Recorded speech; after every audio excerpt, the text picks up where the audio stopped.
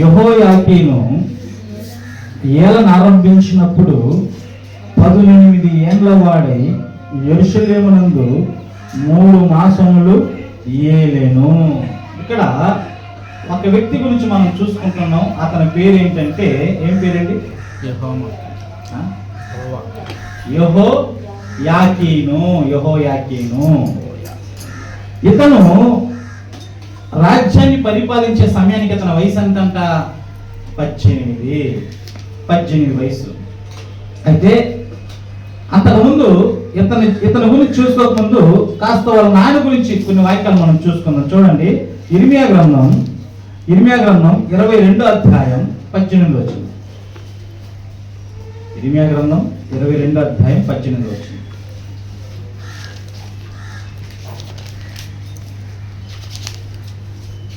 కావున యోషియా కుమారుడగు యెహోయాకీమును యూదా రాజును గూర్చి యెహోవా ఇలాగు సెలవిచ్చుచున్నాడు. జనులు అయ్యో నా సహోదరుడా, అయ్యో సహోదరి అని అతను గురించి అంగలార్చరు. అయ్యో నా ఏలినవాడా, అయ్యో శోభావంతుడా అని అతని కొరకు అంగలార్చరు. ఎవరి గురించి ఇక్కడ చెప్తున్నది? అప్పుడు ఒక ఆయన చూస్తున్నాం. ఎవరైన పేరు? యెహోయాకీను. ఈ యెహోయాకీను అనేవాడికి 18 వయసు వచ్చేంత వరకు దేవుడు వాళ్ళ ఆయన చంపలా. ఇతనికి 18 వయసు వచ్చేంత వరకు దేవుడు వాళ్ళ నాన్నను ముట్టను కూడా ముట్టలా. ఎప్పుడైతే ఇతనికి 18 వయసు వచ్చిందో, ఎప్పుడైతే ఇతనికి ఇక అన్ని తెలుసుకోవడానికి ఒక జ్ఞానం వచ్చిందో, వెంటనే దేవుడు ఏం చేసిండంట? వాళ్ళ నాన్నను చంపేసిండు. అతను 13 ఉన్నప్పుడు వాళ్ళ నాన్నను చంపేయచ్చుగా, 15 ఉన్నప్పుడు వాళ్ళ నాన్నను చంపేయచ్చుగా. 18 వయసు అప్పుడే కరెక్ట్ గా వాళ్ళ నాన్నను ఎందుకు చంపాల్సి వచ్చింది? ఇంతగా వాళ్ళ నాన్న ఏం చేసేవాడంటే దేవుని దృష్టికి చెడు నడత నడిచిండు, దేవుడికి అయిష్టంగా ఉన్నాడు, దేవునికి ఇష్టడుగా లేదు. దేవుడు ఎన్నో సార్లు అతనికి ఎన్నో విధాలుగా హెచ్చరికలు ఇచ్చినా ఏ మాత్రం అతను మార్పు రాకుండా ఇంకా చెడు నడత నడుస్తూ ఉన్నాడండి. చెడు నడత నడుస్తూ ఉంటే ఇక అతను చనిపోయే సమయానికంట అక్కడ ఏముంది అతని గురించి? కొడుకు పేరేమో యెహోయాకీను, నాన్న పేరేమో యెహోయాకీము. లాస్ట్ లో 3 తప్ప ఇంకంతా 2 ఒకటే. యెహోయాకీము నాన్న పేరు, యెహోయాకీను కొడుకు పేరు. ఇప్పుడు వీడికి 18 వయసు వచ్చేసింది. ఎవరికి? యెహోయాకీను అనే కొడుక్కి 18 వయసు వచ్చినప్పుడు దేవుడు కరెక్ట్ గా ఆ 18 వయసు ఎప్పుడైతే వచ్చిందో అప్పుడు ఏం చేసిందంట? వాళ్ళ నాన్నని దేవుడు చంపేసిందండి. చంపేసినప్పుడు పరిస్థితులు ఎలా ఉన్నాయంటే, కావున యోషియా కుమారుడగు యెహోయాకీమును యూదా రాజును గూర్చి యెహోవా ఈలాగు సెలవిచ్చుచున్నాడు. ఏమని? అతని గురించి చెబుతున్నాడంట దేవుడు. ఏమని? జనులంట అయ్యో నా సహోదరుడా, అయ్యో సహోదరి అని అతని గూర్చి అంగలార్చరు. అతను చచ్చిపోతేనంట అయ్యో ఏంట్రా చచ్చిపోయిండే అని బాధపడే వాళ్ళు ఉన్నారంట, ఏడ్చే వాళ్ళు ఉన్నారంట. ఎవరి గురించి? యెహోయాకీము గురించి. ఏడ్చే వాళ్ళు ఒక్కరుండరు, అతని గురించి అంగలార్చే వాళ్ళు ఉండరు. అతని గురించి అయ్యో శోభావంతుడా నీకు మరణం వచ్చేసింది అనేసి ఏడ్చే కొక్కున్నారంట అనుకోండి. అలాంటి పరిస్థితుల్లో దేవుడు ఇతని గురించి రాసిస్తుండేమని? అయ్యో నా ఏలినవాడా, అయ్యో శోభావంతుడా అని అతని కొరకు అంగలార్చరు. ఏం బతికి నువ్వు ఎలా జీవించి నువ్వు, నీకేంట్రా ఇలాంటి మరణం వచ్చేసి ఏడ్చేవాళ్ళు కూడా ఉండరంటండి. ఎవరికి తెలియజేస్తున్న ఈ మాటలు? కొడుక్కి తెలియజేస్తున్నాడు. కొడుక్కి బుద్ధి రావాలని అక్కడ దేవుడు వాళ్ళ తండ్రి మరణాన్ని తీసుకొచ్చి ఏమంటున్నాడు? ఎలా చంపేసినట్టు అతన్ని? 18 వచ్చిన అతడు యెరూషలేము గుమ్మముల ఆవలికి ఇడువబడి పారవేయబడి గాడిద పాతి పెట్టుబడు రీతిగా పాతి పెట్టబడును. చచ్చిపోయిందండి. ఏడ్చే దిక్కు లేదు, ఏడ్చే దిక్కైతే లేదు. ఆ తర్వాత అతన్ని ఎలా పాతి పెట్టబడిండ్రంట? యెరూషలేము గుమ్మముల అవతలికి తీసుకుపోయినరంట. అంటే రాజులందరూ ఎక్కడైతే పాతి పెట్టబడినరో, రాజుల సమాధులు ఎక్కడైతే ఉంటున్నాయో అక్కడ ఇతని సమాధి లేదు, అక్కడ ఇతని చేర్చలా.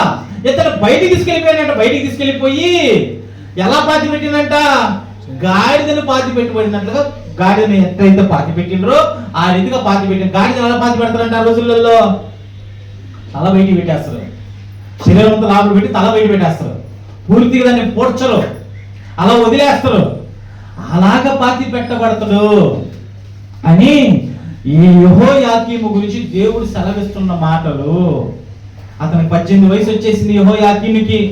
వాళ్ళ నాన్న మరణం అయింది, శవం ఆడుంది, మరణించి శవం ఆడుంది, చుట్టూ పారదోస్తున్నాడు. ఒక్కళ్ళు కూడా ఏడవట్లేదు, ఎంతగా నవ్వుకుంటున్నారు, చక్కగా మాట్లాడేసుకుంటున్నారు. ఇతనికి ఏమనిపిస్తుంది? ఇతనికి వాళ్ళ కొడుకు ఏమనిపిస్తుంది? ఇదేంట్రా, ఈ రాజ్యాన్ని పరిపాలించిన రాజు కదా మా నాన్న చచ్చిపోతే ఒక్కడు కూడా ఏడవట్లేదు ఏంట్రా, ఒక్కడు కూడా నవ్వట్లేదు, ఒక్కడు కూడా బాధపడట్లేదు ఏంట్రా, ఎంతకీ అందరూ చక్కగా నవ్వేసుకుంటున్నారు, చక్కగా మాట్లాడుకుంటున్నారు. అరే మా నాన్న చచ్చిపోతే ఏ ఒక్కరిలో కూడా బాధ అనేది కనపట్లేదు కదరా, ఆయన బాధ్యతని తెలియాలని దేవుడు ఆ దృశ్యాన్ని చూపించినా పొరపాటు నుండి ఇతను కూడా మారలేదంట. మనకు తెలిసి ఇక్కడ చాలా మంది చచ్చిపోయారు ఈ ప్రాంతంలో. ప్రతి చావు సుమారు 75% తాగే వాళ్ళు చనిపోయింది.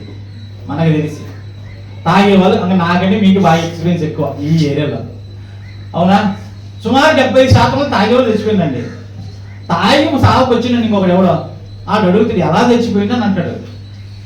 ఆడికి చెప్పిండ్రు ఏమని, అరే తాగివాడు చచ్చిపోయినరా అని అంటారు. పోనీ ఆ వార్త విన్న వీడేమన్నా మారుతాడా? వీడికి ఎందుకు అది ఎందుకు దేవుడు చూపిస్తున్నాడు? అరే వాడు తాగి చచ్చిపోయినరా, నువ్వు కూడా ఇలాంటి కుక్క చావి చస్తావురా, నువ్వు కూడా మారాలరా అని వాడికి ఒక హెచ్చరిక ఇస్తే వాడు ఏమన్నా మారుతున్నాడా? మారట్లా. ప్రతి మరణం అనేది ఏదో ఒక పాఠం దేవుడు మనకు తెలియజేస్తాడు. ఆ మరణం అనేది ఒక పాఠం మనకు నేర్పిస్తుంది. ఇది గుర్తు చేసుకోవాలి మనం. ఈరోజు ప్రతి మరణానికి వెళ్ళి వస్తుంటున్నాం, ప్రతి సావులకి వెళ్ళి వస్తున్నాం, కానీ సావులకి వెళ్ళి వస్తున్నామే కానీ అక్కడ మాత్రం ఏదో కొన్ని 2 కన్నీళ్ళు రాలస్తాం. అక్కడ బాధపడి వచ్చిన తర్వాత మళ్ళీ మన బ్రతుకు మనం అయితే అయిపోతుంది. ఏంటో నెక్స్ట్ నా పరిస్థితి ఏంది? ఇక్కడ అందరూ వదిలేసి కాలేజీ వెళ్ళిపోతుంటున్నారు. కాలేజీ వెళ్ళిపోతుంటే నేను ఒక రోజు పోవాలిగా, నేను ఒక రోజు విడవాలిగా. మరి విడిచే సమయానికి నా పరిస్థితి ఏంది? విడిచే సమయానికి నేను ఎలా ఉండాలి? విడిచే సమయానికి నేను ఎలా జీవించాలి? విడిచే సమయానికి పరిస్థితులు ఎలా ఉంటాయి? కానీ దేవుడు యెహోయాకీనుకి వాళ్ళ నాన్న మరణం చూపించి ఇది ఇప్పుడన్నా మారతాడేమో అని దేవుడు అతనికి 18 వయసు వచ్చేంత వరకు వాళ్ళ నాన్నను ముట్టకుండా ఉండి, వాడి 18 వయసు ఎప్పుడైతే వచ్చిందో అప్పుడు చంపేసింది దేవుడు.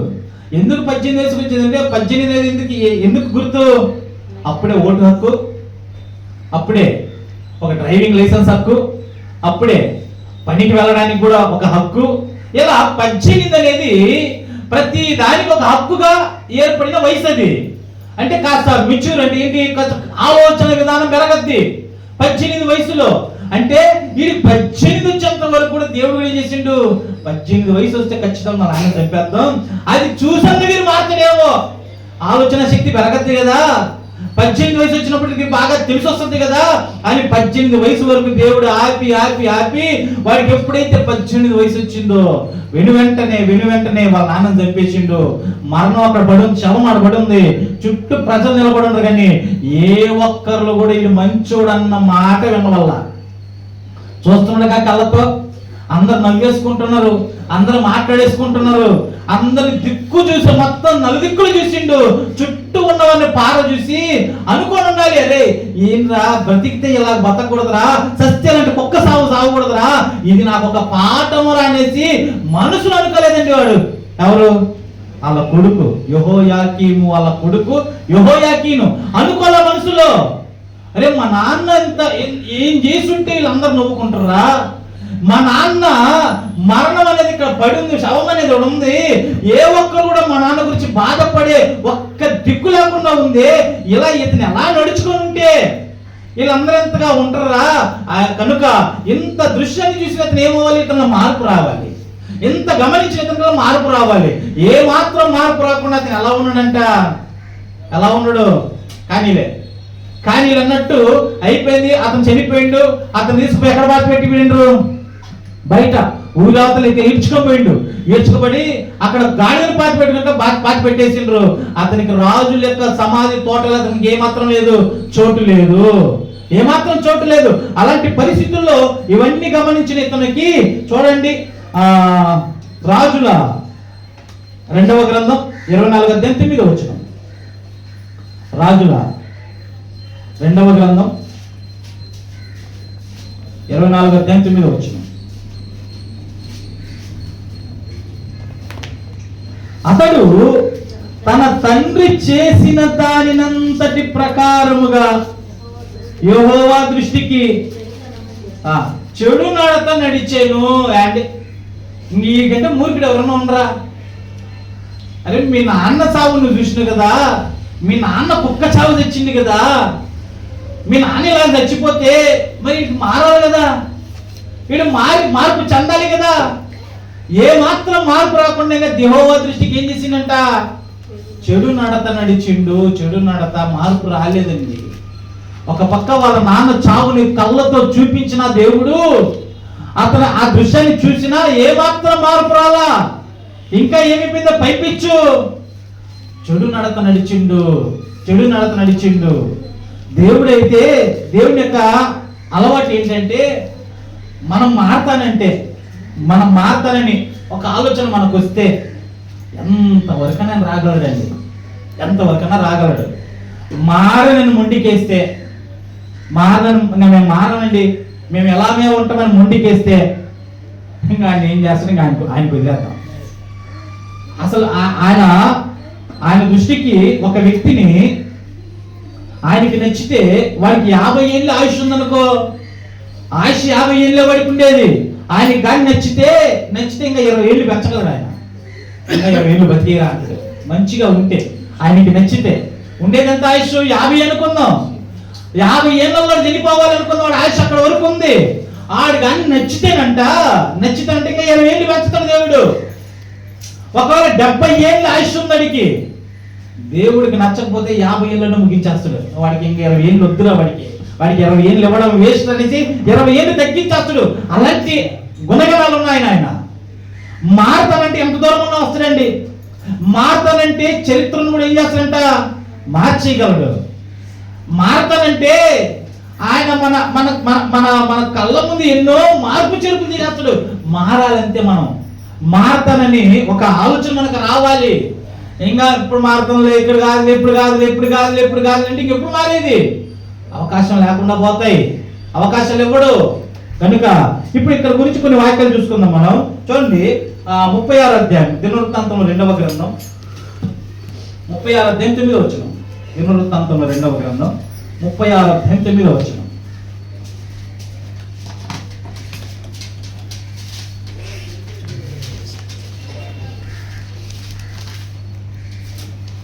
యెహోయాకీను ఏలనారంభించినప్పుడు 8 ఏళ్ల వాడే యెరూషలేములో 3 నెలలు 10 దినములు ఏలెను. అతడు యెహోవా దృష్టికి చెడు నడత నడిచెను. ఎన్నేళ్ళంట, ఇక్కడ 8 ఉంది, అక్కడ 18 చదువుకున్నాం. ఎక్కడ రాజుల గ్రంథంలో 18 ఏళ్ళప్పుడు ఇడు సింహాసనం ఎక్కిండు. రాజు అనే అధికారం వచ్చేసింది. రాజుగా పట్టాభిషేకం చేసుకున్నాడు, సింహాసనం ఎక్కిండు. రాజ్యాన్ని ఎన్ని రోజులు పరిపాలన చేసినట, 3 నెలల 10 రోజులు. అంటే 3 నెలల 10 రోజులు అంటే ఎన్ని రోజులు మొత్తం, 100 days. కరెక్ట్గా 100 రోజులు, కరెక్ట్గా 100 రోజులు. 100 రోజులు పరిపాలన చేసిండు. 100 రోజులు పరిపాలన చేసి 100 రోజుల పరిపాలనలో కాస్త కోస్తో హ్యాపీగా పార్టీ చేసుకుంటూ. ఎందుకు, 100 రోజులు పరిపాలన అండి. 100 రోజులు పరిపాలన జరిగింది. 100 రోజులు పార్టీ జరుగుతుంది. అప్పటికి అతను ఎలా ఉన్నాడంటే దేవుని దృష్టికి చెడు నడత, దేవుడికి నచ్చే రీతిగా దేవుని దృష్టికి లేడు. వాడు దేవుని దృష్టికి ఇష్టడుగా లేడు. వెంటనే ఏం జరిగింది చూడండి 10వ వచనంలో. రాజైన నెబుకద్నెజరు దూతలను పంపి యెహోయాకీనును బబులోనునకు రప్పించి అతని సహోదరుడైన సిద్కియాను యూదా మీద యెరూషలేము మీద రాజుగా నియమించెను. మరియు అతడు రాజు వెంట యెహోవా మందిరం ప్రశస్తమైన ఉపకరణం తెప్పించెను. ఇక్కడ యెహోయాకీను 100 రోజులు ఫంక్షన్ చేసుకుంటున్నాడు. 100 రోజులు ఫంక్షన్ చేసుకుంటుంటే వచ్చేసిందండి. ఎవరు నెబుకద్నెజరు వచ్చిండు. వచ్చి ఎవరు పంపించిండు? ఇప్పుడు దేవుడు మాటినవా, మీ నాన్నకు చూపించినాం కదరా, మీ నాన్న సాగు చూపించినాం కదరా, నీకు కళ్ళతో చూసినావు కదరా, ఆడు ఎలా తెచ్చిండో చూసినావు కదరా, అయినా మారవా? మారకుండా మీ నాన్న కంటే ఎక్కువ పాపాలు చేసే పూనుకుంటావా అని కరెక్ట్ గా ఆడు 100వ రోజు పరిపాలన జరిగే టైంకి హ్యాపీగా పార్టీ చేసుకుంటున్న సమయానికి నెబుకద్నెజరు కొంతమంది పట్టుకొచ్చి చెప్పండి అన్నాడు. ఆ టైంకి తీసుకొచ్చి 18 వయసు అతనికి తీసుకొచ్చి ఎక్కడ పడేసిండు? చెరసాల బొబ్బులను చెరసాల వేసేసిండండి. చెరసాల్లో వేసేసిండు.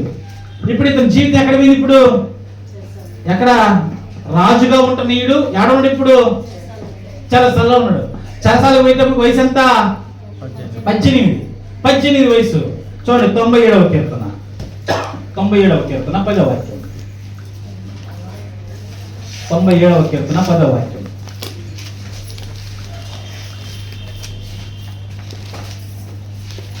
యెహోవాను ప్రేమించు వారలారా, చెడుతనమును అసహించుకొనుడి, తన భక్తుల ప్రాణములను ఆయన కాపాడుచున్నాడు. భక్తిహీనుల చేతుల నుండి ఆయన వారిని విడిపించును. ఏమంట?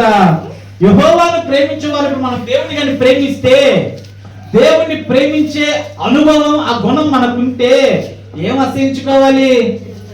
అంతే కదా, చెడుతనం అసహించుకోవాలి కదా. మరి చెడుతనం అసహించుకుంటున్నావా? చెడుతనాన్ని ఇంకా బాగా జులుకుంటున్నావా? చెడుతనాన్ని అసహించుకోవాలి. అరే నేనేంట్రా, ఆయన నేను ప్రేమిస్తున్నాను కదా, నాలాంటి వాడు ఈ స్థలానికి రావచ్చా, ఈ స్థలంలో నిలబడచ్చా, వీళ్ళతో నేను ఏకీభవించచ్చా, వీళ్ళతో నేను చారచ్చా, వీళ్ళతో నేను వెళ్ళొచ్చా అని ఇంకిత భావం అనేది మనకు లేకుండా పోతే ఇంకెక్కడ నువ్వు చెడుతనాన్ని అసహించుకున్నావు? దేవుడికి నచ్చవు కదా కొన్ని కార్యాలు, దేవుడికి ఇష్టం లేని కదా కొన్ని కార్యాలు. మరి మనం ఏం చేయాలంటే ఆయన ప్రేమిస్తున్నామని చెప్పుకుంటూనే చెడుతనాన్ని అసహించుకోవట్లా. ఒక నిజముగా ఆయన మనం ప్రేమించినట్లయితే, నిజముగా ఆయన మనం ప్రేమించే వారుగా ఉంటే ఏం చేస్తాం? చెడుతనాన్ని అసహించుకుంటాం. అసహించుకుంటే ఆయన చేసే పని ఏంటో తెలిసిన? తన భక్తుల ప్రాణములను ఆయన కాపాడుచున్నాడు. ఆయన ఏం చేస్తాడంటే ఆయన భక్తుల ప్రాణాలని ఆయన మనం ప్రేమిస్తూ చెడుతనాన్ని అసహించుకుంటే ఆయనకు మనం భక్తి చేస్తుంటే, భక్తి చేసే వాళ్ళ ప్రాణాలను ఏం చేస్తాడంట? కాపాడుతాడండి. ఎన్నో విధాలుగా దేవుడు కాపాడుతాడు. తర్వాత ఏమన్నాడు? భక్తిహీనుల చేతిలో నుండి ఆయన వారిని విడిపించును. భక్తిహీనుల చేతుల నుంచి ఆయన ఏం చేస్తాడు? విడిపిస్తాడు. ఇప్పుడు యెహోయాకీను భక్తిపరుడా? కాదు, చెడ్డోడు. ఆయన ఎవరు తీసుకుపోయిండ్రు? నెబుకద్నెజరు తీసుకెళ్ళిపోయిండు. నెబుకద్నెజరు తీసుకెళ్ళిపోయిన తర్వాత ఒకవేళ అతనికి మార్పు వచ్చి ఉండొచ్చేమో, ఒకవేళ అతను మారుండొచ్చేమో, పశ్చాత్తాప పడుండొచ్చేమో, పశ్చాత్తాపంలోనికి వెళ్ళుండొచ్చేమో. ఆయన ఏమంటున్నాడు? భక్తుల ప్రాణములు ఆయన కాపాడుచున్నాడు, భక్తిహీనుల చేతులను ఆయన ఏం చేస్తాడంట? విడిపిస్తాడు. ఇప్పుడు ఇతను విడిపించిందా విడిపించలేదని చూస్తున్నాం కొద్ది సమయానికి. ఇతను మారిందా మారలేదా? ఇతనికి మా నాన్న సాగును చూపించింది కదా, అప్పుడు కూడా ఇతను మారలా. కానీ మారకపోయేసరికి దేవుడు ఎవరిని పట్టించేసిండు? నెబుకద్నెజరు పట్టించిండు. నెబుకద్నెజరు తీసుకెళ్లి జైల్లో వేసే టైంకి వయసు ఎంత? 18 వయసు. ఇది ఇతను జైల్లో ఉంటున్నాడు. జైల్లో ఉంటున్న సమయంలో పక్కన కొన్ని కార్యాలు జరుగుతుంటున్నాయి. 55వ అధ్యాయం యెషయా గ్రంథం, 55వ అధ్యాయం యెషయా గ్రంథం, 55వ అధ్యాయం యెషయా గ్రంథం 7వ వచనం.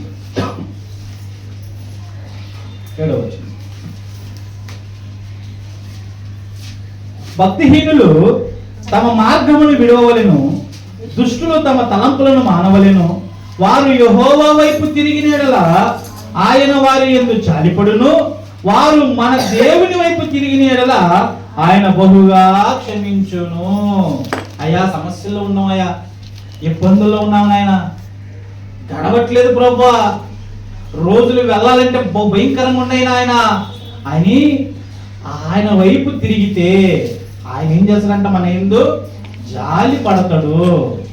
ఆయన వైపు మళ్ళా మనం తిరిగితే ఆయన మన యందు మనల్ని క్షమిస్తాడంట. ఆయన మన వైపు మనం తిరగాలి. ఇప్పుడు యెహోయాకీను తిరిగిందా? ఒకవేళ జైల్లో అతను పశ్చాత్తాపడి ఉంటాడేమో. అసలు పశ్చాత్తాపం అంటే ఏంటి చెప్పండి? ఎన్నోసార్లు మనం ఈ పదం విన్నామండి. ఈ పదం మనం విన్నాగా. పశ్చాత్తాపం అంటే ఏంటి? తప్పు చేసినప్పుడు, పశ్చాత్తాపం అంటే తప్పు చేసినప్పుడు దాన్ని సరిదిద్దుకోవడం, అంతే కదా? అంతేనా? పశ్చాత్తాపం అంటే.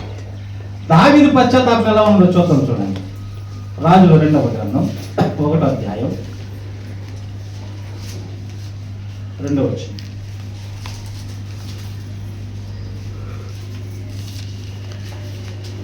దాంట్లో 1వ వచనం, 1వ అధ్యాయం 1వ వచనం. రాజుల మొదటి గ్రంథం 1వ అధ్యాయం 1వ వచనం. రాజైన దావీదు బహువృద్ధుడు కాగా సేవకులు అతనికి ఎన్ని బట్టలు కప్పినను అతనికి వెట్ట కలుగక ఉండెను. ఇక్కడ దావీదు తాను యవ్వనంలో ఉన్నప్పుడు, రాజుగా ఉంటున్నప్పుడు ఒక పాపం అయితే చేసేసిండు. ఆ పాపము చేసిన దానికి ఎంతగా ఏడ్చుకున్నాడంటే ఆ అయ్యా నా కన్యలకు తన పడకుడు ఏమైతుందంట, పడక ప్రవాహాన్ని కొట్టుకుని వెళ్ళిపోతున్నాడు. అంతగా ఏడ్చుంటాడా అంటే అంతగా ఏడ్చేవాడంట. అంతగా అయ్యా ఎందుకు చేసేస్తున్నాను నేను పాపం, ఎందుకు ఈ పాపం నేను చేయకుండా ఉంటే బాగుండేది, ఇలా నేను మాట్లాడకుండా ఉంటే బాగుండేది, ఇలా నేను ఆలోచన చేయకుండా ఉంటే బాగుండేది, అరే పొరపాటున అనేసినానే, ఇలా అనకుండా ఉంటే బాగుండేది అన్నట్టు ఇలాంటి ఆలోచనలు, ఇలాంటి బాధపడ్డ సందర్భాలు ఎన్నో మనకు వచ్చి ఉంటాయి. ఒకసారి తొందరపడి మాట్లాడటము, తొందరపడి చేసేయటము, తొందరపడి ఎవరు ఏదన్నా అనేయటము, అన్న తర్వాత బాధపడ్డ రోజులు మీకు ఉన్నాయా, గుర్తున్నాయా? అరే అనకుండా ఉంటే బాగుండేదిరా, అవసరం అన్నవరా అంటే అనిన తర్వాత బాధపడిన సందర్భాలు చాలా ఉన్నాయి. అలాగా పాపము చేసినంట, పాపము చేసిన దానికి ఏం చేయాలంట, పశ్చాత్తాపడాలి, ఏడవాలి. అయ్యా నేను అవసరంగా చేసేసి నన్ను చేయకుండా ఉంటే బాగుండేది కదా అని దాని విషయమై బత్షెబా విషయంలో పాపం చేసిన దావీదు ఏం చేశాడంట, ఏడ్చుకునేవాడు. ఏడ్చుకున్న తర్వాత దేవుడు అంటాడు, ఇదిగో దావీదుని నేను క్షమిస్తుంటున్నాను, దావీదు బత్షెబా విషయంలో తప్ప మరెక్కడ కూడా పాపము చేయలేదని దేవుడు కూడా రాసేసిన. ఒక్క పాపమే చేసిందని రాసేసిందండి. ఇప్పుడు వృద్ధాప్యం వచ్చేసింది దావీదుకి. ఇక కొద్ది రోజులు చచ్చిపోతాడు దావీదు మరణమైపోతాడు. దావీదు మరణమయ్యేదానికి మరల ఏం చేయాలి దేవుడు? ఇప్పుడు అతను పశ్చాత్తాపం అనేది ఉంది కదా, ఈ పశ్చాత్తాపం ఇంకా అతనిలో ఉందా లేదా అని గమనించడానికి వృద్ధాపంలో పరీక్ష పెట్టింది దావీదుకి దేవుడు. వయసు వచ్చినప్పుడు పరీక్ష పెట్టింది. ఏంటి పరీక్ష అంటే, ఇతను వయసు అయిపోయింది, చలికి తట్టుకోలేకపోతుంటున్నాడు. అప్పుడు యోవాబు అనేవాడు ఏం చేస్తాడంటే, చూడండి 2వ వచనం. కాబట్టి వారు మా ఏలిన వాడవను రాజమునకు నీ కొరకు తగిన చిన్నదాన్ని వెతుకుట మంచిది. అయ్యా నిన్ను చూసుకునే దానికి ఒక అమ్మాయిని చూస్తామయ్యా. అతని దగ్గర, రాజు దగ్గర పనిచేసేవాళ్ళు, దావీదు దగ్గర పనిచేసేవాళ్ళు అంటారు, నిన్ను చూసుకునే దానికి ఒక అమ్మాయిని ఎత్తులాడతామయ్యా. మరి మీరేమంటారు? ఒక అమ్మాయి వచ్చి నిన్ను అన్ని విధాలుగా ఆదరిస్తే బాగుంటుందని మేము అనుకుంటున్నాం, మరి మీరేమంటారు అంటే దావీదు కూడా సరే అన్నారండి. అలా సరైనది కదా, వాళ్ళు వెతుకులాడటం మొదలు పెడుతుండ్రు. ఆమె రాజైన నీ సముఖమందు నుండి నిన్ను ఆదరించి వెట్టకలుగుటకు నీ కోవిటిలో పండుకుని చెప్పి ఇశ్రాయేలు దేశపు దిక్కులన్నిటిలో తిరిగి ఒక చక్కని చిన్నదాన్ని వెదకి. ఎక్కడ తిరిగిందంట? దావీదు చూసుకునే దానికి ఒక నర్సు కావాలి, ఒక అమ్మాయి కావాలి దావీదుని చూసుకునేకి. అంటే ఓల్డ్ ఏజ్ కదా, వయసు అయిపోయింది కదా, వృద్ధులు చూసుకునే ఒక వ్యక్తి కావాలి, ఒక అమ్మాయి కావాలి నర్సుగా అనేసి దావీదుతో చెప్పి ఆమె అన్ని విధాలుగా నేను ఆదరిస్తుందని చెప్పి బయలుదేరిందండి. బయలుదేరి నలుదిక్కులు అంటే ఏంటి?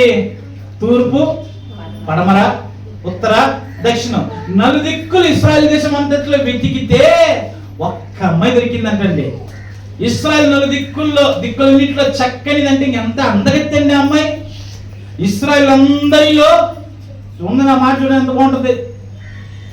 ఇశ్రాయేలు దేశపు దిక్కులన్నిటిలో తిరిగి ఒక చక్కని చిన్నదాన్ని వెదకి, అంత 4 దిక్కులు ఇశ్రాయేలు దేశం అంతా తిరిగితే ఒక అమ్మాయి దొరికిందండి. ఒక అమ్మాయి దొరికింది, చక్కనిదంట. అమ్మాయి పేరేంటి? అభిషగు అను షునేమీయురాలిని చూచి రాజు వద్దకు తీసుకొని వచ్చిరి. అమ్మాయిని తీసుకొచ్చిండ్రు. అమ్మాయిని తీసుకొని అమ్మాయితో మాట్లాడి, మా ఈ రీతిగా రాజుకి సేవలు చేయాలి, ఆయనకు వయసు అయిపోయింది, ఆయన బాగోగులన్నీ చూసుకోవాలి, ఆయన దగ్గర నువ్వు నర్సుగా ఉండాలి, ఆయన వృద్ధాప్యంలో ఉంటున్నాడు, అన్ని విధాలుగా నువ్వు ఆయన ఆదరించాలంటే ప్రతి మాటకు సరే అని చెప్పి అమ్మాయి వచ్చేసిందండి. వచ్చేసిన తర్వాత చూడండి, దావీదుకి దేవుడు పెడుతున్న పరీక్ష 4వ వచనం. ఈ చిన్నది బహు చక్కనిదై ఉండి రాజును ఆదరించి ఉపచారం చేయుచుండును గాని రాజు దానిని కూడా లేదు. అమ్మ ఎన్ని విధాలుగా రాజును చూసుకుంటుంది దావీదుని, కానీ పొరపాటున దావీదంట ఆ అమ్మాయిని తాకలేదంటండి. ఏ పరీక్ష పెట్టిండు వృద్ధాప్యంలో దేవుడు దావీదుకి? అక్కడ బత్షెబను చూసి నువ్వు పాపం చేసినావు కదా, ఇక వృద్ధాప్యం వచ్చిన తర్వాత నువ్వు మరణం అయ్యే సమయానికి మరలా బీజం నీలో ఉందేమో చూద్దాం. ఏ బీజము? ఒకప్పుడు పాపం చేసినావు కదా, ఒకప్పుడు నోరు పడేసుకున్నావు కదా, ఒకప్పుడు ఇష్టానుసారంగా జీవించినావు కదా, చనిపోయే టైంకి మరలా అలాంటి పాపాన్ని తీసుకుని ముందు పెడితే పాపం జోలికి వెళ్ళకూడదు. అది పశ్చాత్తాపం. ఒకప్పుడు చేసిన పాపం మళ్ళీ నీ కళ్ళ ముందుకు వస్తే మళ్ళీ నువ్వు చెయ్యడానికి వెళ్తున్నావు అంటే నీలో పశ్చాత్తాపం లేదు. ఇంకా నువ్వు పశ్చాత్తాపం వల్ల దావీదుకి మరణం అయ్యే టైంకి పరీక్ష పెడితే పరీక్షల్లో పాస్ అయిపోయిందండి దావీదు. పరీక్షల్లో పాస్ అయిపోయిండు. పశ్చాత్తాపంలో ఉన్నాడు దావీదు చనిపోయేంత వరకు. ఇది పశ్చాత్తాపం. ఈరోజు మనం ఏమనుకుంటాం, ప్రార్థన చేసి వదిలేస్తున్నాం, అయిపోయింది. మళ్ళీ మన కళ్ళ ముందుకు వస్తుంది, మళ్ళా చేస్తాం, మళ్ళా ప్రార్థన చేసి వదిలేస్తాం, అయిపోయింది. మళ్ళా మన కళ్ళ ముందుకు. ఇలా రొటీన్ జీవితాంతం ఇదేనా? పశ్చాత్తాపం ఎక్కడ? పశ్చాత్తాపం అంటే అక్కడ పశ్చాత్తాపం అంటే ఏవైతే నువ్వు చేసి వదిలేసినవో, ఏవైతే నువ్వు జీవిస్తూ దాన్ని నాకు వద్దు అని వదిలేసినవో అది మరలా నీ కళ్ళ ముందుకు వచ్చినప్పుడు దాన్ని చేయకూడదు. ఏ మాటలైతే మాట్లాడిన ప్రభువా, ఇక నుంచి నా నోటిని నేను అసహించుకోను, నా నోటిని నేను అపవిత్రపరుచుకోను, ఈ నోటి ద్వారా ఇతరులు నేను తిట్టను, ఈ నోటి ద్వారా బూతులు రానివ్వను అని పశ్చాత్తాపడి ఒప్పేసుకున్నావు కదా. ఒప్పేసుకున్న తర్వాత మరలా నీకు అలాంటి అవకాశం వచ్చినప్పుడు మళ్ళీ పొరపాటు రాకూడదు. అది పశ్చాత్తాపం. అవకాశం ఉంది నువ్వు మాట్లాడడానికి, అక్కడ నీ నోరు పాలించుకునే దానికి అవకాశం ఉంది, అయినా నువ్వు మాట్లాడకుండా ఉండాలి. అది పశ్చాత్తాపం. ఇది పశ్చాత్తాపం గురించి దేవుడు మనకు తెలియజేస్తున్న పాఠం. కానీ మనం ఏం చేస్తున్నాం, ఆ పర్లేదులే అనేసి చేసేసి మళ్ళా ప్రార్థన చేసి క్షమించమని క్షమించడా ఏంది? ఆయన క్షమించేవాడే కదా. జీవితాంతం ఇలా బతికేద్దామా? జీవితాంతం ఇలా ఉండేద్దామా? ఏమన్నాడు? ఆ రాజు గురించి మనం మాట్లాడుకుంటే, ఏ రాజు గురించి? యెహోయాకీను. ఇప్పుడు ఇతను ఎక్కడ ఉన్నాడు? జైల్లో ఉన్నాడు. జైలుకి పోయితే ఇంక వయసు ఎంత? 18 వయసు. అతను జైల్లో ఉన్నాడు. ఒక పక్క ఇతను గురించి దేవుడు ఇతను బయటికి తీసుకురావాలిగా. ఇతను పశ్చాత్తాపడ్డాడేమో, మార్పు చెంది ఉంటాడు. ఆ మారతానంటే ఎంత దూరం కన్నా దేవుడు వస్తాడండి. మనం మారతానంటే చరిత్రను తిరిగి రాసేస్తాడండి ఆయన కోసం మనం జీవిస్తానంటే ఎన్నైనా మార్పులు చేసేస్తాడు ఆయన. అంత గొప్ప దేవుడు ఆయన. ఈ యెహోయాకీను జైల్లో ఉంటున్నాడు. జైల్లో ఉంటున్న టైంలో బయట కొన్ని కార్యాలు జరుగుతుంటుంది. చూడండి, దానియేలు గ్రంథం 4వ అధ్యాయం 16వ వచనం. దానియేలు గ్రంథం 4:16. 7 కాలములు గడుచు వరకు వానికున్న మారు మానవ మనస్సునకు బదులుగా పశువు మనస్సు వానికి కలుగును. అంటే ఇక్కడ యెహోయాకీను అనేవాడు జైల్లో ఉన్నాడు. జైల్లో ఉంటున్న సమయంలో ఒకలా అనుకొని ఉంటాడేమో, అదే మా నాన్న సాగు చూపించిండ్రా దేవుడు, కళ్ళతో నేను చూసినాను రా, ఎవరు కూడా మా నాన్న సాగును చూసి ఏడ్చిన దిక్కు లేదాడా, ఒక్కరు కూడా మా నాన్న గురించి అడవలేదు, ఏ ఒక్కరు కూడా మా నాన్న గురించి బాధపడలేదు, ఏ ఒక్కరు కూడా మీ నాన్న మంచోడు అని ఎవరు కూడా చెప్పలేదు. అది నా కళ్ళతో చూసి కూడా నేను చెడుగా నడుచుకున్నాను, నాకు తగిన శాస్తి ఇది. అయ్యా, ఒక అవకాశం ఇస్తే బాధ కాదు నాయన, నాకు ఎన్నో చూపించి నువ్వు నాయన నేను మారలేదు ప్రభువా అని జైల్లో పడుతున్న బాధలను బట్టి ఏడ్చుకొని ఉంటాడేమో. జైల్లో పడుతున్న బాధన ఇబ్బందులను బట్టి మారిపోయి ఉంటాడేమో. ఇప్పుడు మారిపోయింది కాబట్టి దేవుడు ఏం చేయాలా? అతను బయటికి తీసుకొచ్చే ప్రయత్నం చేయాలా? అక్కడ లోపల జైల్లో అతను ఉన్నాడు. బయట నెబుకద్నెజరుకి ఏమొచ్చిందంటే 7 సంవత్సరాలు ఏమొచ్చిందండి? పశువు మనసు వచ్చింది. గడ్డి తినాలి, ఇప్పుడు గడ్డి తిని బ్రతకాలి. ఎవరు? నెబుకద్నెజరు. ఎప్పుడైతే తనకి మానవ మనసుపై పశువు మనసు వచ్చిందో వెంటనే తను తీసి బయటికి తీసేసిండ్రు. ఎవరిని? ఈ నెబుకద్నెజరుని బయటికి తీసేసిండ్రు. బయటికి తీసుకొచ్చిన తర్వాత ఆ సీటుకి ఎవరు వచ్చేసిండ్రంట? ఎవరు వచ్చిండ్రు? రాజు లేడు. 7 సంవత్సరాలు పిచ్చోడుగా ఉంటున్నాడు. పిచ్చోడుగా ఉండి గడ్డి తింటున్నాడు. మనిషిగా లేడు, పశువుగా మారిపోయిండు. ఇప్పుడు 7 సంవత్సరాల కాలం ఉంది కదా. ఈ 7 సంవత్సరాల కాలానికి ఒక రాజు కావాలి కదా బబులోనికి. ఎవరంట రాజు? చూద్దాం చూడండి. ఇర్మియా గ్రంథం 52వ అధ్యాయం 31వ వచనం. ఇర్మియా గ్రంథం 52వ అధ్యాయం 31వ వచనం. అంటే 32.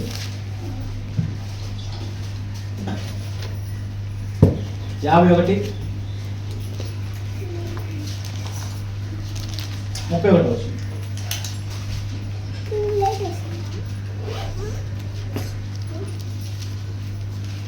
యూదా రాజైన యెహోయాకీము చెరపట్టబడిన 37వ సంవత్సరమున 12వ నెల 25వ దినమున బబులోను రాజైన ఎవిల్మెరోదకు తన ఏలుబడి యందు మొదటి సంవత్సరం యూదా రాజైన యెహోయాకీము దయ చూపి బందీ గృహముల నుండి అతన్ని తెప్పించి, అండ్ ఎప్పుడైతే ఇతను రాజుగా ఆ పశువు మనసు వచ్చి బయటకు వచ్చేసిండు, బయటకు వచ్చిన తర్వాత వాళ్ళ కొడుకు రాజయిండు. ఎవరి కొడుకు? నెబుకద్నెజరు రాజు కొడుకు రాజయిండు. వినాలంటే మంచి పాఠం. ఇతను ఎప్పుడైతే రాజు అయిపోయిండో వాళ్ళ కొడుకు రాజు అయిపోయిండో, రాజు అయిపోయిన తర్వాత ఇప్పుడు ఏం చేస్తాడు? ఇప్పుడు గవర్నమెంట్ ఉంది.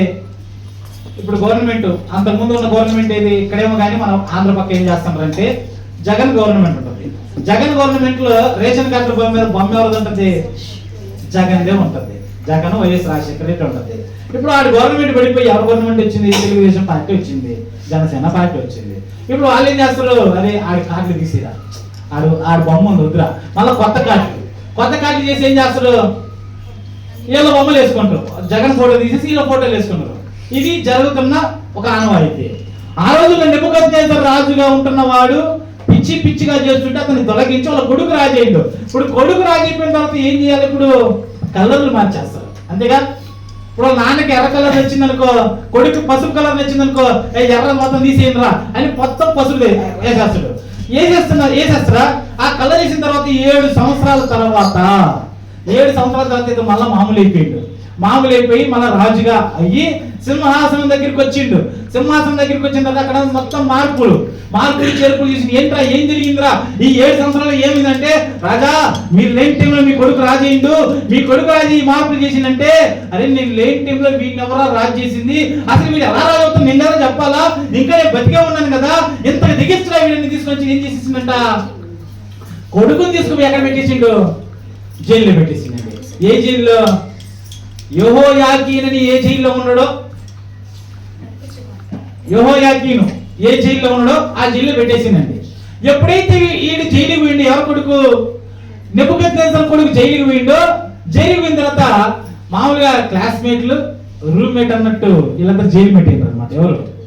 యెహోయాకీను ఈ ఎవిల్మెరోదకు. ఈ నెబుకద్నెజరు కొడుకు ఫ్రెండ్లు అయిపోయిండ్రు. ఫ్రెండ్ అయిపోయిన తర్వాత బాగా ఫ్రెండ్లు కలిసిపోయిండ్రు, మాట కలిసింది, బాగా క్లోజ్ అయిపోయిండ్రు. అయిపోయిన తర్వాత ఇక్కడ నెబుకద్నెజరు వయసు అయిపోయి చనిపోయే సమయానికి ఇది కొడుకు బయటకు వచ్చింది. జైలు నుంచి కొడుకు బయటకు వచ్చిండు.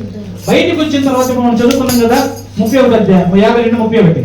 యూదా రాజైన యెహోయాకీము చెరపట్టబడిన 37వ సంవత్సరమున 12వ నెల 25వ దినమున బబులోను రాజైన ఎవిల్మెరోదకు తన ఏలుబడి యందు మొదటి సంవత్సరమున యూదా రాజైన యెహోయాకీమును నాకు దయచూపి బందీ గృహముల నుండి అతన్ని తెప్పించి. అండి ఎన్ని రోజులు ఉన్నాడు యెహోయాకీను జైల్లో? 30. ఎన్ని సంవత్సరాలు ఉన్నాడండి? ఎన్ని సంవత్సరాలు ఉన్నాడు? 38 సంవత్సరాలు జైల్లో ఉన్నాడండి. ఏ వయసుకి లోపల పోయిండు? 18 వయసుకి లోపల పోయిండు. 18 వయసుకి లోపల పోయి ఎన్ని సంవత్సరాల లోపల ఉన్నాడు? 38 సంవత్సరాల లోపల ఉన్నాడండి. అంటే ఇప్పుడు వయసు ఎంత? అతను బయటకు వచ్చే సమయానికి వయసు ఎంత? 38 ప్లస్ 18 ఎంత? 30 ప్లస్ 10 40, 8 16 56 సంవత్సరాలు. అంటే యవ్వనస్తుడిగా కుర్రోడుగా లోపలికి పోయి బయటకు ఎలా వస్తున్నాడు? ఇప్పుడు ముసలోడుగా బయటకు వస్తున్నాడు. అంటే పింఛన్ తీసుకునే వయసు బయటకు వస్తున్నాడు. 38 పింఛన్ తీసుకునే వయసుకు బయటకు వస్తున్నాడు. ఎప్పుడైతే ఈ ఎవిల్మెరోదకు జైలుకి పోయిండో వాళ్ళిద్దరు ఫ్రెండ్లు అయిపోయిండ్రు. ఫ్రెండ్లు అయిపోయిన తర్వాత కొన్ని రోజులకి వీడు బయటకు వస్తాడు. ఎవరు? నెబుకద్నెజర్ రాజు కొడుకు బయటకు వస్తాడు. బయటకు వచ్చిన తర్వాత నెబుకద్నెజర్ చచ్చిపోయిన తర్వాత మరలా వారి కొడుకు రాజుగా సింహాసనం ఎక్కిన తర్వాత ఇతను సైన్ చేసేటప్పుడు సంతకం చేస్తున్నా, మొట్టమొదటి దాని మీద సంతకం చేస్తున్నా, సంతకం చేసేటప్పుడు గుర్తొచ్చేసింది, అది మన ఫ్రెండ్ ఒకడు ఉండదు లోపల, మన ఫ్రెండ్ ఒకడు ఉన్నాడు, ఆడికి విడుదలిద్దాం, వాడిని బయటికి తీసుకొద్దాం అని ఫ్రెండ్ గురించి ఆలోచన చేసి ఏం చేసిందంట, అతను ఎప్పుడైతే సింహాసనం ఎక్కిండో మొట్టమొదటిగా అతని బందీ గృహం నుంచి బయటికి తీసుకొచ్చేసిందండి. ఇదంతా ఎవరు చేస్తున్నది? ఇదంతా ఎలా జరుగుతుంది? ఈ జైలుకి రావడం ఏంటి? జైలుకి వచ్చిన కొద్ది రోజులకి ఆడికి పిచ్చి పట్టడం ఏంటి? ఆడి పిచ్చి పట్టి పిచ్చిగా బయటికి తిరుగుతుంటే ఆడికి వాళ్ళ కొడుకు రాజవడం ఏంటి? ఆ రాజే కొన్ని రోజులు అలా గడుస్తుంటున్న సమయానికి ఈ మల్లయ్యడికి పిచ్చి బాగా మల్లయ్యుడు వాళ్ళ కొడుకుని తీసుకుని జైల్లో పెట్టడం ఏంటి? ఆ జైలుకి వచ్చిన తర్వాత వీళ్ళిద్దరు ఫ్రెండ్లు అవ్వడం ఏంటి? ఫ్రెండ్లు అయిపోయిన తర్వాత కొద్ది రోజులకి మళ్ళా ఈ నెబుకద్నెజర్ చచ్చిపోతే మళ్ళీ వీడు బయటకు వచ్చి రాజు అవ్వడం ఏంటి? రాజు అయిపోయిన తర్వాత వీడిని జ్ఞాపకం చేసుకోవడం ఏంటి? మళ్ళీ వీడిని బయటికి తీసుకురావడం ఏంటి? ఇదంతా ఎవరు చేస్తున్నారు? దేవుడే చేస్తున్నాడండి. ఒక మనిషి మారతానంటే దేవుడు ఎంతకన్నా చరిత్ర తిరగరాయగలడు. నువ్వు మారాలంతే. మారడానికి మనం ఇష్టపడాలా? ప్రభు నాకు ఈ చిన్న లోపం ఉంది నాయన, ఈ చిన్న అలవాటు ఉందయ్యా, దీని నుంచి నేను బయటపడలేకపోతున్నాను ప్రభు, ఎంత ప్రయత్నం చేస్తున్నా నా వల్ల కాలేదు, నేను మారతానయ్యా అంటే మారడానికి దేవుడు ఎంత వరకన రాగలడండి. మారతానంటే ఆయన ఎంత దూరం మనం తీసుకెళ్ళగలడు, మార్పించి చూపించగలడు. ఈ యెహోయాకీనుకి 38 ఏళ్ళు జైల్లో ఉన్నాయి. ఎలా ఉంటాడండి 38 ఏళ్ళు? 38 సంవత్సరాలు జైల్లో మగ్గిపోయిన జీవితం. ఒక్కసారి బయటకు వచ్చిన తర్వాత ఎలా ఉంటుంది? పొరపాటునికి నేను పాపం చేయకూడదురా, పొరపాటును మళ్ళా పాపం జోలికి వెళ్ళకూడదురా, అసలు అంత జీవితం అనుభవించాల్సి ఉందని నేను కళ్ళ ముందు మా నాన్న సాగు చూపించిన నేను మారలేదురా, కళ్ళ ముందు మా నాన్న కుక్క చావు తెచ్చిన ఆ దృశ్యాన్ని చూసి కూడా ఏ మాత్రం మార్పు రాకుండా చెడు నడత నడిస్తే దేవుడు తగిన శాస్తి నాకు చేసిండు అని 38 సంవత్సరాలు కష్టపడితే 38 సంవత్సరాల తర్వాత బయటకు వచ్చిన తర్వాత అతని జీవిత విధానం ఎలా ఉందో చూడండి. 32వ వచనం. అతనితో దయగా మాట్లాడి అతనితో కూడా బబులోనులో నుండి రాజు సింహాసనము కంటే ఎత్తైన సింహాసనము అతనికి నియమించను. ఏం చేసిందంటే ఇప్పుడు ఈ నెబుకద్నెజర్ రాజు కొడుకు ఏం చేసిండంట? ఏం చేసిండు? అయ్యా నువ్వు నా ఫ్రెండ్ కాబట్టి నీకు ఒక సింహాసనం వేస్తా, నువ్వు నాతో పాటే ఉంటావు, నువ్వు నాతో పాటు ఇదే కోటలో ఉంటావు అని అతనితో దయగా మాట్లాడి అతను ఒక సింహాసనం వేయించి తర్వాత మరియు అతడు తన బందీ గృహ వస్త్రములు తీసివేసి, జైల్లో 38 సంవత్సరాల నుంచి ఒకే బట్టలు వేసుకున్నాడు. ఏ బట్టలు? యూనిఫామ్. జైల్లో ఏ గుడ్డలు ఉంటాయి? యూనిఫామ్ ఉంటుందా? 38 సంవత్సరాలు యూనిఫామ్ వేసుకుని ఉంటే ఆ బట్టలు తీసివేసి వేరు వస్త్రములు ధరించుకొని తన జీవిత కాలమంతయు ఎవిల్మెరోదకు సన్నిధిని భోజనము చేయుచు వచ్చాను. జైల్లో ఎలాంటి భోజనం ఉన్నదో తెలీదు, జైల్లో ఎలాంటి భోజనం పెట్టే వల్ల తెలీదు. ఎప్పుడైతే పశ్చాత్తాపడ్డాడో, అయ్యా నువ్వే నాకు దిక్కన్నాడు, ఇక పొరపాటున మా నాన్న సాగు చూపించిన కూడా నేను మారలేదయ్యా, ఇక నేను మారతానని ఒప్పేసుకున్న తర్వాత బయటికి తీసుకొచ్చిండు దేవుడు. బయటికి తీసుకొచ్చిన తర్వాత ఇప్పుడు ఎక్కడ ఉన్నాడు? నెబుకద్నెజర్ రాజు కొడుకు ఏ సింహాసనం అయితే కూర్చుంటాడో అక్కడే అతను ఒక సింహాసనం వేయించిండు. వేసిన తర్వాత అక్కడ ఎక్కడైతే భోజనం చేస్తున్నాడో అక్కడ జీవిత కాలం అంతా ఉన్నన్ని రోజులు ఇతనికి ఏంటంట? పంచభక్ష పరమన్నమే. పంచభక్ష పరమన్నాలు రాజభోజనం ఇతనికి కల్లో కూడా అనకాల నేను బయటకు వస్తాను, ఇక నాకంటూ ఒక మంచి జీవితం ఉంది, ఇక నాకంటూ మంచి భోజనం తినగలను, ఈ వస్త్రాలు నేను తీసి వేసుకుంటానని కల్లో కూడా అనుకునేవాడు కాదేమో. కానీ దేవుడు మారతానంటే మారిపించి జీవిత విధానాన్ని మార్పించి మంచి స్థితికి తీసుకొచ్చిండండి. ఈరోజు మనం మారాలంటే మారడానికి మనం ఒప్పుకోవాలి. తల్లి నేను మారతాను నాయన, నేను మారతానయ్యా, ఇక నాకున్న అలవాట్లు మానుకుంటానయ్యా, ఎవరితో నాకు వద్దు నాయన, ఎవరితో నాకు అనవసరం ప్రభువా, నేను నా జీవితం నేను ఎలా ఉన్నా నీ దృష్టికి నేను మారాలని మనం ఎప్పుడైతే మనం ఇష్టపడతామో ఖచ్చితంగా దేవుడు తనంతట తను ఎన్నో కార్యాలు మన జీవితంలో జరిగించగలడు. మనం తీసుకొచ్చి ఇప్పుడు జైల్లో ఉంటున్నాం అని తీసుకొచ్చి అక్కడికి వచ్చి పెట్టిండు, సింహాసనం మీదకి వచ్చి పెట్టిండు, రాజభోజనం పెట్టించిండు, రాజవస్త్రాలు ధరింపజేసిండు, ఎంత ఔన్నత్యాన్ని ఇచ్చిండండి దేవుడు. చూడండి కొన్ని వాక్యాలు చూసుకుని ముగించుకున్నాం. 12వ అధ్యాయం రోమీయులకు రాసిన 12వ అధ్యాయం రోమీయులకు రాసిన పత్రిక 12వ అధ్యాయం 9వ వచనం. 12:9. మీ ప్రేమ నిష్కపటమైనది ఉండవలెను, చెడ్డదాన్ని అసహించుకొని మంచి దానిని హత్తుకొని యుండుడి. అండి, చెడ్డదాన్ని ఏం చేయాలంటే మనము అసహించుకోవాలి. చెడ్డదని తెలుసు కదా, ఈ పనులు చెడ్డని తెలుసు కదా, అరే ఈ మార్గంలో పోతే చెడ్డదిరా అని తెలుసు కదా, అలాంటి దాన్ని మనం ఏం చేయాలంట? అసహించుకోవాలి. కుక్క ఏం చేస్తుంది? తింటద్దా? తిన్న తర్వాత ఏం చేస్తుంది? కొద్దిసేపటికి కక్కేస్తుంది. కక్కేసినప్పుడు చీ అనుకుంటుంది, అది కక్కేసి దాన్ని అసహించుకున్న దాన్ని మళ్ళీ ఏం చేస్తుంది? తినేస్తుంది.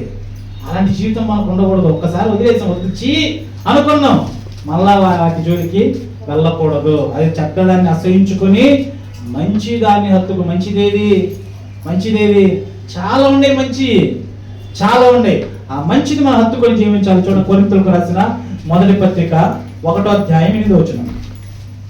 కొరింథీయులకు రాసిన మొదటి పత్రిక 1వ అధ్యాయం 8వ వచనం.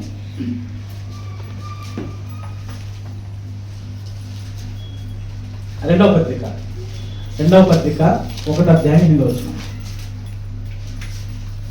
సహోదరులారా, ఆసియాలో మాకు తటస్థించిన శ్రమను గురించి మీకు తెలిసి ఉండుట మాకు ఇష్టం లేదు. అదేదనగా మేము బ్రతుకుదామని నమ్మకము లేక ఉండునట్లుగా మా శక్తికి మించిన అత్యధిక భారంలో కృంగిపోతుంది. ఆయన ఆసియాలో అంట ఎన్నో శ్రమలు వచ్చినాయంట. పౌలు గారికి శ్రమలు వస్తే మనసులో ఒక ఆలోచన వచ్చిందంట, ఇంకా మనం బతకతామరా, మన వల్ల అవుతుందా బతికేకి? బ్రతుకుతామన్న నమ్మకం లేని పరిస్థితి అంట ఆ శ్రమ. ఇక అవుతుందా మనం బ్రతకడానికి అని ఇక ఆ ఆశలు కోల్పోయి నిట్టూర్పు స్థితిలో కృంగిపోతే ఆ సమయానికి దేవుడు చేసిన కార్యం ఏంటంటే చూడండి, మా శక్తికి మించిన అత్యధిక భారము వలన మేము కృంగిపోతిమి, మరియు మృతులను లేపు దేవుడి ఎందే గాని మా ఎందే మేము నమ్మిక ఉంచకున్నట్లు మరణమవుదు మన నిశ్చయం మా మట్టుకు మాకు కలిగి ఉండెను. ఒకవేళ మమ్మల్ని మేము నమ్ముకొని ఉంటే ఖచ్చితంగా ఏమవుతాం? మరణిస్తాం. కానీ మృతులను లేపు ఒక ఆయన ఉన్నాడు కదా, మృతులను కూడా లేపి ఆయన ఎందుకు నమ్మిక పెట్టుకున్నప్పుడు ఖచ్చితంగా బ్రతకతామనే ఎక్కడో కొంచెం ఆశ ఉంది మాకు. కానీ మా మీద మాకు నమ్మకం పెట్టుకుంటే మేము మరణం అయిపోయే వాళ్ళమి. తర్వాత ఏమంటాడు? ఆయన అట్టి గొప్ప మరణము నుండి మమ్మును తప్పించెను, ఇక ముందుకును తప్పించును. ఏమంటున్నాడు? గొప్ప మరణం నుండి ఆయన ఏం చేసినట్ట? తప్పించిండు. ఈరోజు ఎన్ని మరణకరమైన అపాయాల నుంచి మనం తప్పింపబడ్డామండి. ఉదాహరణకు ఆ పాప పై నుంచి పడ్డది, మన ముందు కూర్చున్నాం. అంటే మరణం నుంచి దేవుడు తప్పించిండు కదా. ఇక్కడ ఈ మధ్య కొన్ని సంవత్సరాల ముందు ఇక్కడ జనవరి 1 కొంతమంది సాక్ష్యం చెప్పిండు, మేము మరణ పడకల్లో ఉన్నాం, దేవుడు మరణ పంచుల్లోకి వెళ్ళినాం, దేవుడు మనల్ని కాపాడిని చెప్పిన వాళ్ళు ఈరోజు లేరు. లేరు ఈరోజు. కొంతమంది సాక్ష్యాలు చెప్పిండ్రు, ఎక్కడ జీవించిండ్రు దేవుడి కోసం? నిజంగా దేవుడి కోసం అనే జీవించాలని ఆశ ఉంటే ఏ ఒక్క వారం కూడా తప్పిపోరు కదా. ఏ ఒక్క వారం కూడా తప్పిపోకుండా క్రమం తప్పకుండా దేవుడిని ఆరాధించేవాళ్ళు కదా కృతజ్ఞతగా. ఈరోజు వాళ్ళ కార్యకలాపాలేనా? అరే మరణం నుంచి దేవుడు మనం తప్పించిండ్రా, లేకుంటే ఎప్పుడో మనం మరణం అయ్యేవాళ్ళంరా. ఈ దారిని ఎంతో మంది చచ్చిపోయినరా, ఇంకా మనం ఈ దారిలో మనం తిరుగుతున్నాంరా. ఎంతో మంది కరోనా చచ్చిపోయినరు, ఆ వైరస్ ఎంతో మంది మన కళ్ళ ముందు మనకు తెలిసిన వాళ్ళు చాలా మంది చచ్చిపోయినరు. అయినా మనం బతికున్నామంటే మనం గొప్ప వాళ్ళము పెద్దోళ్ళమని కాదు, మేము వీరులము సూర్యులమని కాదు. దేవుని కృప కనికరం మన మీద ఉంది కాబట్టి ఇక ఆ వయస్సులో మేము కూడా బ్రతకతామా అనుకుంటున్న చిన్న ఆశ ఉంటే ఆ ఆశలో ఏం చేసిన ఆశను కాస్త మంచిగా పెంచి నువ్వు బ్రతకగలవనేసి దేవుడు మరణం నుంచి తప్పించి ఈరోజు అందరూ మన సజీవుల లెక్కలో ఉంచితే ఏది మన కృతజ్ఞత? జైల్లోకి వెళ్ళిన వాడు క్షేమంగా బయటకు వస్తున్న నమ్మకం లేదు. జైల్లోకి వెళ్ళిన వాడు బయటకు వచ్చి మళ్ళీ నేను రాజవస్త్రాలు ధరించుకొని రాజభోజనం నేను భుజిస్తా, సింహాసనం మీద నేను కూర్చుంటున్న ఆశలకు లేవు. కానీ పశ్చాత్తాపడ్డాడు, అయ్యా ఒక అవకాశం ఇవ్వు నాయన, ఒక అవకాశం ఇస్తే నేను జీవిస్తాను ప్రభు నీ కొరకని అన్నాడు. దేవుడు ఎక్కడో ఉన్నవి తీసుకొచ్చి సింహాసనం మీద కూర్చోబెట్టిండు. 38 ఏళ్ళు చీకటిలో మగ్గిపోయింది జైల్లో. అలాంటి వాళ్ళని తీసుకొచ్చి సింహాసనం మీద కూర్చోబెట్టిండు. ఈరోజు ఎంతో మంది మన కళ్ళ ముందు ఎంతో మంది చనిపోయిండ్రు. ఇంకా మనం సజీవుల లెక్కలో ఉంటున్నాం. మార్పు చెందాలని, ఆయన కోసం జీవించాలని అంటే దేవుడు అవకాశం ఇచ్చిండు. దేవుని కోసం బ్రతకదమా? లేదు. ఇంకా ఇష్టానుసారంగా బ్రతకదాం అంటే దేవుడు ఏదో ఒక రీతిలో మనకి శ్రమలు తీసుకొచ్చి పెడతాడు. ఏదో ఒక రీతిలో అతనికి బుద్ధి రావాలని వాళ్ళ కళ్ళతో వాళ్ళ నాన్న సాగుని చూపించిన బుద్ధి రాలా. వీడు మారేతట్లేరు అని తీసుకొచ్చి ఎక్కడ పెట్టిండని జైల్లో పెట్టించిండు. జైల్లో పెట్టితే కానీ బుద్ధి రావాడికి. కనుక మన కళ్ళ ముందు ఎన్నో మనం చూసినాం. ఎన్నో విధాలుగా మనం బాధపడ్డ సమయాలు ఉన్నాయి. బాధపడ్డ సమయం ఎంతో ఉంది. అలాంటి సందర్భాలు ఎన్నో ఉన్నాయి. కానీ ఈ రోజు కూడా మనం పరిపూర్ణంగా మారలేకపోతున్నాం అంటే ఇంకా చిన్నవి ఏవో మనం ఇంకా వదులుకోలేకపోతున్నాం. గుర్తు చేసుకోండి. చిన్నవి ఏవో వదులుకోవట్లేదు. నువ్వు మారతానంటే ఎంత దొరకన రాగలడు. చరిత్రను తిరగరాయగలడు ఆయన. చరిత్రను తిప్పేస్తాడు. అంత శక్తిమంతుడు ఆయన. మారతానని ముందుకు అడిగేస్తే మన విషయమై చరిత్రను తిరగరాస్తాడు. నేను మారనని మొండికేస్తే మనం చరిత్ర ముగించేస్తాడు. మారదమా? మారకుండా ఉన్నామా?